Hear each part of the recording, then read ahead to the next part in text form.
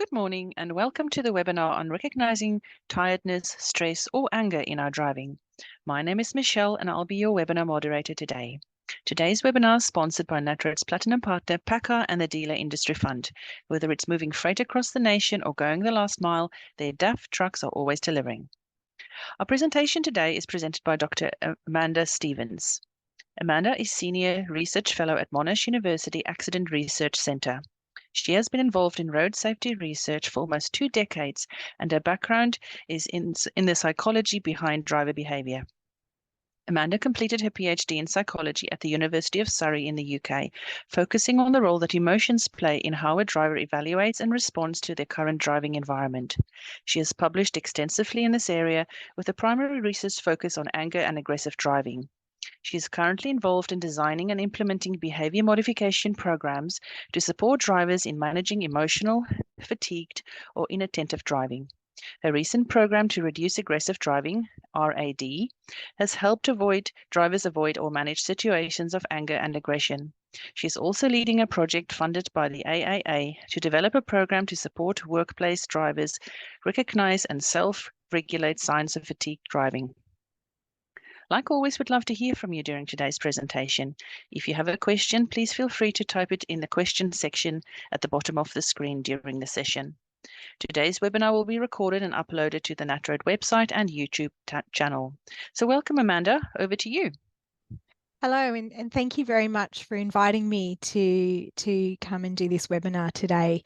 What I'm going to present in the next 30 minutes or so is really the culmination of the research that we've done and a collection of research that has really underpinned the programs that we've developed. And I'm going to be sharing with you some of the results of those and the strategies that have come out of that as well.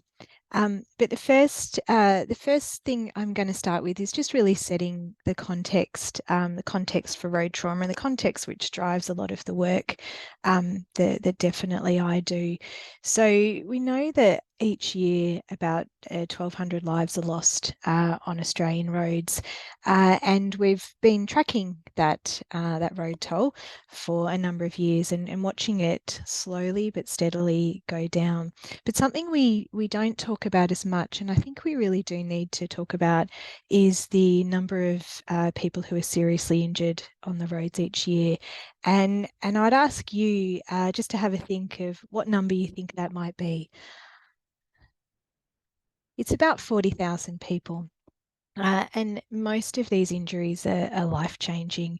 25% of this number are actually high threat to life injuries, and there's a significant proportion of those 40,000 who will need care for the rest of their lives.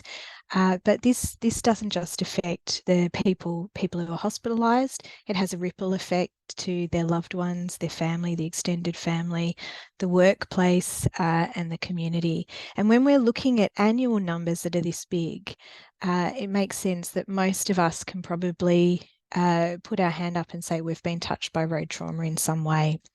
I think a part of the first step in really addressing this is changing how we talk about road safety. So there's been a big push for us to refer to crashes rather than accidents. Accidents kind of give a sense of chance, whereas crashes feel more tangible. We can, we can work towards reducing and eliminating these crashes. Talking about the serious injuries as well as the road toll gives a sense of how grave the situation is and what we need to do. But equally, and I just did it then, we refer to that initial number as the road toll, and using the term toll implies that there is a cost to using our roads, and we really. It really shouldn't have a case where we're debating what that cost is. So we need to really change the language to these are 1,200 lives lost and 40,000 or more lives changed as a result of using the road. And obviously when the road is also your workplace, the risk is even greater And we know that road traffic injury is the leading cause of work-related deaths in Australia. 163 of the lives lost in 2021 were the result of a crash with heavy vehicles, and 510 heavy vehicle occupants are hospitalised each year. So it's a significant contribution to our road toll and to lives lost, as we need to refer to it. So the work that I do really focuses on talking to drivers about how their well-being and how they're feeling can actually influence how they are when they drive. And I think this is really important because for a long time, we sort of tend to assume that whatever's going on in our lives, we sort of leave at the car door. So we jump in the car and we return to this state of normal, and all our stresses get left behind. And there are, absolutely some people who are able to do this, sort of leave things behind and just sort of regain and get a sense of sort of normal when they get in the vehicle. But for many of us, our stresses travel with us and they shape how we are.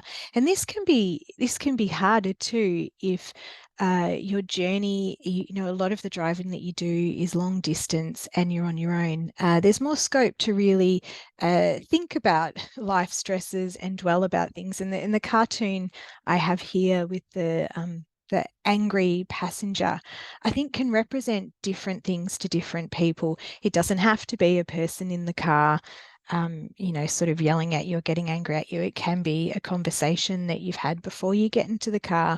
It can be a conversation you're having while you're in the car. It can be a conversation you're having in your head.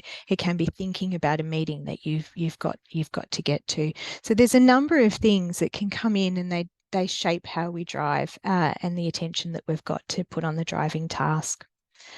There's also things that happen while we're driving that can get our blood up and can make us frustrated or angry. And we've done a fair bit of research to try to look at what are the main things that can get people quite angry while they're on the roads. And there tends to be three. This was out of, I think, about 250 different scenarios. We can sort of statistically group them into events that pose danger to you, particularly if you have to change your behaviour as a result of what somebody's doing or done. Traffic delays are another area where you might find yourself getting sort of angry or stressed or frustrated, and also aggression from other drivers is a key trigger for us. With that. But a lot of this work has really been, hasn't really considered specific elements of driving for work. And I think that's really important to note, that depending what you do and what your work context is, what your driving is like and what your interactions are like, you probably have your own unique stresses or triggers that can make you angry while driving. And just in my conversations with people who drive heavy vehicles, some of the other issues that come up are customers or scheduling, the point-to-point interactions. Other drivers are, very, very big triggering situation, conversations while driving. And I'd strongly encourage you to sort of have a think about what are your specific triggers, if any, that happen during your usual drive or your route, that can really sort of get your blood up. And I'd put out there that there's probably as many different triggers as there are people watching this webinar. It's all very unique to you and to your sort of personal circumstance. And unfortunately, it's an area at the moment that is incredibly under-researched as well. But taking a step back from that and just sort of talking about anger, the first thing I'd probably want to say about it is that anger is a really natural response to have in driving, and it actually has an evolutionary purpose of being protective for us. Back when we were all sort of in the jungle, anger got us ready to, it alerted us to a threat, and it got us ready to be able to defend ourselves against that threat or to remove ourselves from the threat. So it had a very protective role to play. But unfortunately, when that anger happens in the driving situation, it actually does us less good and puts us at a higher risk because of the nature of driving. So for example, when we become angry, we have a physiological response, and where we focus changes. So, we focus more on the source of the threat. In driving, that tends to be more central. So eye tracking studies have shown that we narrow our attention, and we can then miss things that are happening more in our periphery. But it also prepares us for a fight. So all of our cognitive resources go towards this preparedness, which means we have less capacity to sort of unpack the situation that's just happened. So we have to rely a little bit more on stereotypes, and that can lead to inflamed and heightened sort of senses of anger. And it jeopardizes our safety in the driving situation, because while anger sort of prepares our body and says, you have a lot of control in this situation, and the risk to you because of that control is lower, in a driving sense, it means that we can often underestimate the amount of control we have, and so overestimate the amount of control we have and underestimate the risk in a situation. So it's not that when we're angry, we take more risks. It's that when we're angry, we underestimate what that risk is. So we're still trying to drive within our capabilities and within our risk, but that changes when our body's sort of preparing in that way. And the knock-on effect of that is it can influence how we handle the vehicle. We might, deliberately express that anger aggressively through speeding or your lane positioning, or just generally driving more aggressive. But beyond that sort of immediate reaction, which is relatively fleeting, it can have sort of longer term effects that can lead to us being a little bit more distracted or paying less attention on the road. And again, I'd sort of ask you to think about when you've had some sort of conflict with someone, how quickly do you let that conflict go? Can you walk away from that instantly? Or does it sit there, and does it play on your mind? Is it that angry cartoon passenger in the car? Because for most of us, we will ruminate on that anger. We'll replay the conversation, we'll replay the event in our head, and that can lead to being distracted. And in a situation where you might have your eyes on the road, but your mind is focused on the event rather than the driving. And it also means that we're less tolerant of others, both other road users, but also the people that we may encounter or interact with when we get out of the vehicle. So we have some recognised crash risks as well with being angry and being aggressive. And I really like to put these into the context of other probably more recognised risk factors. And there's a really nice naturalistic driving study which has hundreds of thousands of miles worth of data from drivers who had their vehicle fitted with telematics, and they had videos in the car as well, so you could see what the driver was doing and what was happening in the environment. And because they had so much data, they were able to find times when the driver had had a crash and work backwards from that crash and say what was happening in the vehicle or on the road at the time when the driver crashed. Was the driver interacting with their phone? Were they speeding?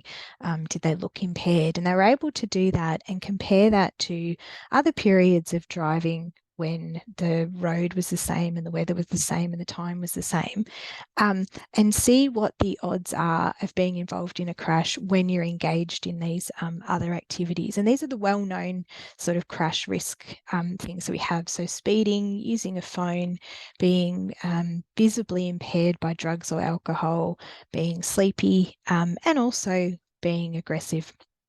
And what we can see here is that speeding is associated with a 13-fold increase in your risk of being in a crash. Interacting with a mobile phone, depending on the interaction, is in about a 2 to 12-fold increase in odds of being in a crash. being visibly impaired by drugs or alcohol is about 36 times. That significantly increases your risk of crash, although it's relatively rare in the sample, which I think drives that up a little bit.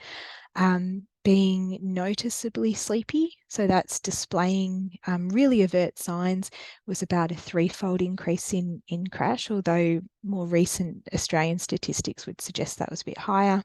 But being aggressive, displaying aggression using the vehicle is about 11 to 35, so it's up there with what we recognise as being problematic already. What I find really interesting in this study is just being visibly angry or stressed was associated with a tenfold increase in the odds of being in a crash, and I suspect a lot of that is because of the reasoning I sort of talked about before, because of those angry goggles, because of how we change how we feel and what we do when we're angry. So studies have followed further and actually shown the contribution of aggression to minor injury and also road trauma. But I think what's really important to highlight as well is we often study these things in silos. So we study just distraction, or we study just fatigue or just speed. But these things very rarely happen in silos. As I sort of mentioned, when you're angry, it can lead to higher levels of distraction. When you're angry or frustrated, it might lead to increased speeds. So these things share a relationship. So I think recognizing triggers and trying to avoid, situations where you might be angry can have knock-on effects to other behaviours as well. And something that I've become really interested in recently is the relationship between mood and fatigue. And indeed, one of the key indicators of whether you are a bit sleepy while you're driving is if you find yourself being more easily irritated by other road users. It can be a really early sign of fatigue. And I think that's a really nice, it's something I think we can resonate with quite nicely. Um, so mood and fatigue, they have a circular relationship. So if you're tired, and particularly if you haven't had a good sleep, you're more likely to feel depressed or more anxious, or be more angry. As well. So you can be more easily triggered when you're tired. But also the mood that you're in can influence how you feel about the job that you're doing. So if you're naturally in a sort of a sad mood or a more negative mood, your tasks are going to feel harder. So it has that sort of reciprocal relationship. And obviously, if we're sort of going through more stressful periods, where we're just naturally a bit more stressed or a bit more frustrated, this can lead to worse sleep. And I'd sort of, put it out there to ask you to think about if that's something that you can relate to. Like if you've had a time when you've found yourself not being able to sleep because you're thinking about something, whether it be work or whether it be outside of work, or you've had one of those moments where you sort of wake up with the start going, because you've remembered a stress or a frustration that you're going to have to, or you've just recently dealt with, because they're actually quite common. So I've already started chatting about fatigue without actually explaining what I'm sort of referring to when I talk about it. And we can think about fatigue in a couple of ways. So there can be fatigue related to the job that you're doing and the task that you've got at the time. So really long, monotonous drives can lead to underload. So there's a fatigue related to that. Equally, sort of high task demands, it could be really dense traffic, or it could be sort of physical exertion with loading or unloading, can lead to overload. So another form of fatigue. But probably what's the easiest to relate to is the sleepiness and the sleep-related fatigue. And the best way to really define that is just how alert you feel. And that can range from extremely alert to extremely sleepy, where you can't keep awake. And this level of alertness is going to alternate across days. So you might have some days where you're, mainly operating in that blue area, where you're generally feeling quite alert. And you might have other days where you're sort of more in the orange red area, where it's just less alert, and you're sort of really noticing that you are getting quite sleepy.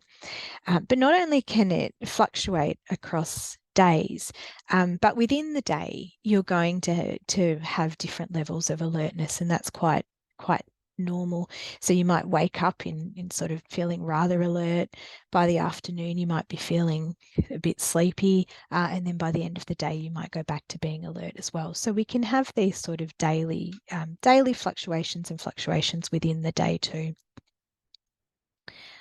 And there's a lot of factors that can influence our current levels of alertness. And this is really personal, and something that we do definitely in our program, where we try to get people to think about where they would sit in terms of what might influence their levels of alertness. So the first thing is really how you sleep, or how you slept the night before. So, and that can be the quality of your sleep, and you can gauge that a bit by how you wake up. So, and think about, yourself this morning. How did you wake up? Did you sort of spring out of bed and go, oh yeah, I'm ready for the day?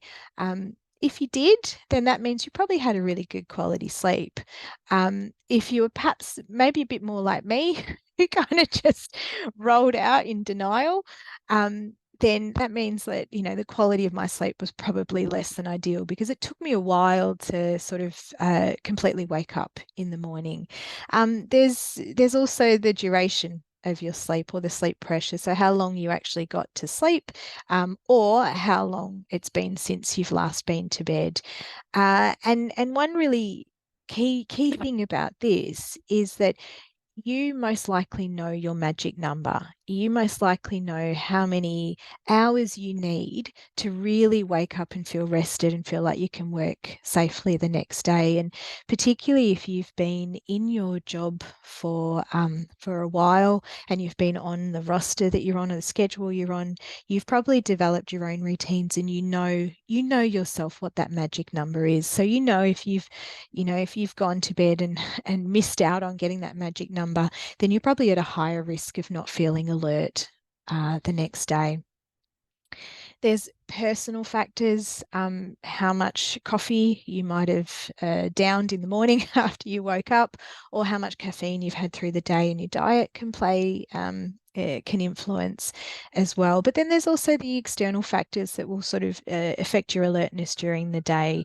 The task that you're doing, so underload or overload. Again, is it monotonous? Is it too demanding?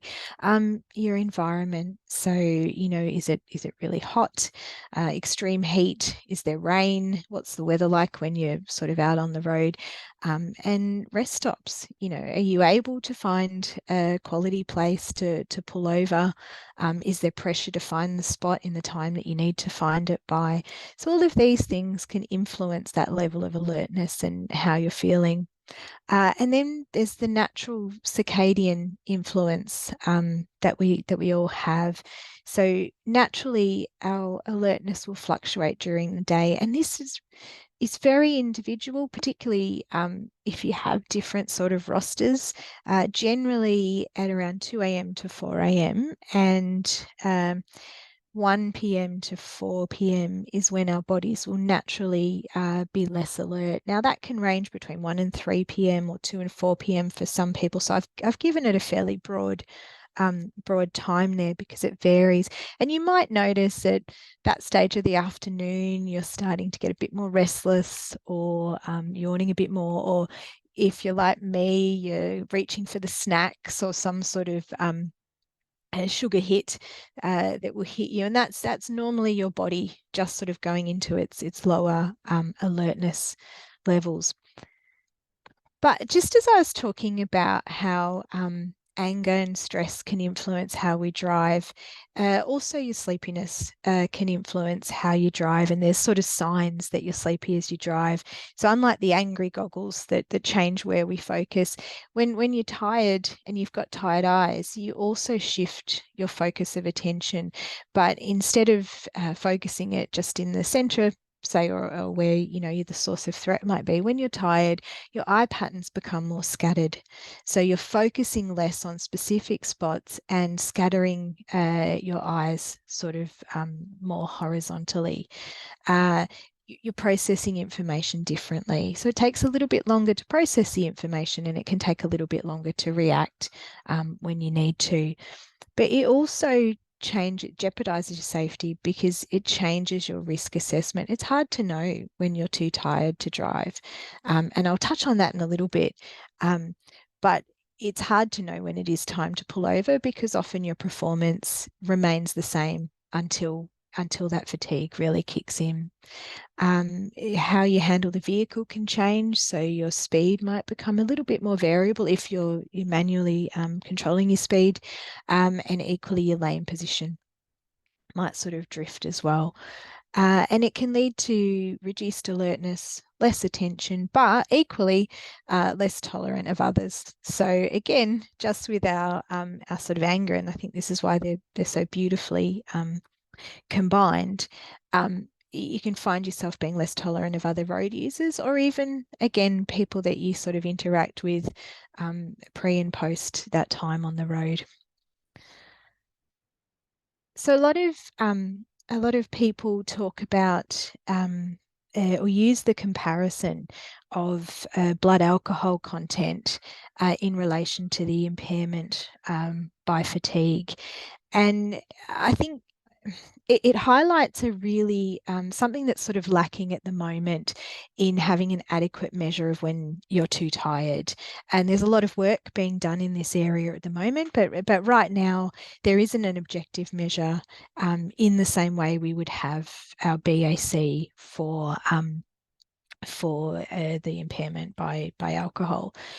So a lot of people use this to try to give an indication of what fatigue impairment is like, and you've probably seen different stats that have been suggested. So if you've had less than 5 hours sleep, it's the equivalent of driving with a BAC of 0.05, or less than 4, driving with a BAC of 0.12. And while they do a nice job of highlighting that fatigue can present an impairment, fatigue is really different to other sorts of impairment in the sense that, well, you sort of know when you're impaired by alcohol. You sort of know the amount of drinks that you need to have, and you know the effect on the performance, and it can often be quite linear. The more you drink, the more effect it has on your performance. So you can almost imagine it tracking in some sort of diagonal line.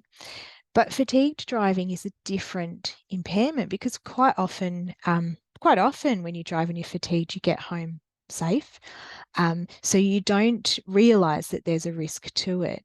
The other point is that in most cases you will operate as normal, but then all of a sudden that performance will drop off. So it's almost like a straight line that drops down.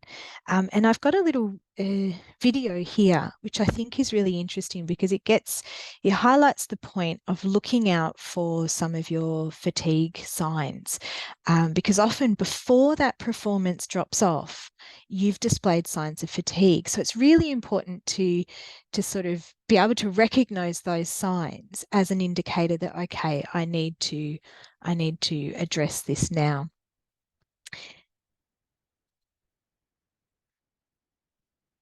So this is a great little video because if you watch the man here, you can see his eyes have started to go. He's looking around a little bit. He's done a bit of a yawn. You can see he's sort of scattering where he's looking. Oh, his eyes have gotten heavy. Oh, that's probably a little micro nap there. There we go. There's another little micro nap. He's looking around. He's can really see he's heavy blinking. He's trying to shake it off. Now his eyes have gotten really heavy and he's gone. So he's now driving asleep with his passenger. He wakes up because he's drifted across the road, sees another car coming towards him. And my favourite part of this is he then blames the other driver and starts a bit of a road rage situation. So unaware that he's been asleep and just blames the other driver. So I think it really highlights that importance, that there were signs for him that he was getting fatigued before he actually fell asleep. And generally, if you're noticing heavy eyes and your eye behavior starts to go, then it's a really good idea to get off the road as soon as you're safely able to do so. But way before your eyes are heavy, there's other indicators, and these are really individual. So research has sort of suggested concentration, or you're starting to get bored, your stiffness or your aches, or you're feeling restless. Another one is your mood might change. But ask you to have a think about if you've noticed whether you have any specific telltale signs before you're really sleepy, but just that you're headed that way. So I know my husband, his telltale sign is he rubs his head when he's driving and he's getting a bit fatigued, and then he'll as soon as I point out he's rubbing his head, he'll close one of his eyes and try to look like he's asleep, just to wind me up. But it's enough to sort of acknowledge, okay, you're getting a bit tired now. Do we need to swap over? So I'd ask you to have a think about whether you've noticed any signs in some of your colleagues or your partner or people you might drive with often, or what yours might be. Is it the head rubbing? Is it that you naturally turn the music up a bit? Is it that you wind the window down? What are your signs? And it's great to sort of having identified those so that you can be aware before your eyes start to get tired and your eyes start to get heavy, and before that line drops off. So they've done a few studies that have used the Karolinska sleepiness scale, and it's what I presented a few slides ago when I was defining sleepiness in terms of how alert you feel. And these have all been controlled track studies where they've in a safe environment, but they've been able to look at how people are feeling and then measure their performance on the track. And what they've found, it's really interesting, is that in all the fatigue related crashes that happened during this study, drivers felt sleepy beforehand. And I think if there's one thing to sort of take away from this webinar, is that before a fatigue related crash, drivers felt sleepy. And how they measured sleepiness in this was with this Karolinska scale. And they found that people who sort of measured, very, very sleepy, like they said they were sleepy, it was effort to stay awake, or they were very sleepy and it was really hard to stay awake. Within 15 minutes of saying that, they ended up in a major incident on the track. Equally, just some signs of sleepiness were also associated with more minor incidents on the track. So you know yourself and you know how you're feeling, and it's good to constantly just check in. How am I feeling, and am I doing any of my signs for sleepiness? So as we mentioned, we've developed a few programs to really help drivers raise awareness of situations that might increase their stress or their anger and affect driving, and also understanding your own triggers and awareness of your own fatigue and your sleepy signs. The key to these programs is this idea that everybody's different. Everybody's set of circumstances are different. You have different things going on in their lives. You have different jobs. You have different responsibilities. So there isn't a single cause for your stress or your anger or your fatigue, and there isn't a single solution. And it's really important to really have a think about those situations. When am I getting really angry or stressed? When am I feeling the most tired? And what is practical for you to do with them? And so I'm just going to share some of the solutions that people have come up with across these programs. And you can think about these in terms of what can you do for pre-planning before you get in the car or the truck. How can you recognize your signs? What am I looking out for? And what can you do? So this is, think about, are you feeling sleepy? What are your signs of sleepiness? And if so, if you can pull over, have a nap as soon as possible. In terms of angry or stress driving, there's a lot of things you can do for pre-planning as well. If you're possible, plan your breaks, think about the routes. Are there going to be points of conflict along these routes? How can you avoid that or mitigate that conflict? Setting yourself up comfortably. Recognizing your, triggers. How you feeling before you get in the car? Are you already on edge? Are you already a bit tired? Because that means you might be more likely to be a bit more angry or frustrated while driving. Do you have practical solutions that you can put in place? Can you call a loved one? Can you say to them, look, generally when I'm on this part of the route, it gets a bit frustrating. Do you mind if I give you a call and we'll have a chat? Let them be part of your journey as well, and let them be part of your safety and your journey. Or is there a way that, if nothing else, you can rethink that situation? And we spoke to a few heavy vehicle drivers when we were developing this, just to get an understanding for them of how they manage some of their stress and their anger. And I'm just going to share two quotes from them. Both were amazing, and they sort of shared, Gary shared, he goes, "When I see lights and sirens, it's a good reminder that someone is having a worse day than me. I'm sitting here in my air-conditioned truck and I'm not so bad off." And then Pete sort of said he thinks, "I've just got to get home safely." And he goes, "Remember, there are people at home waiting for you and they want you to get home safely." And that was something that was really important to him. So again, personal strategies that can help. And that's really the end of my presentation. My contact details are here. If you have any questions, you find yourself with any questions or comments, or any things that annoy you that you want to share, any strategies that you have that you want to share, I'm really open to hearing from you about that.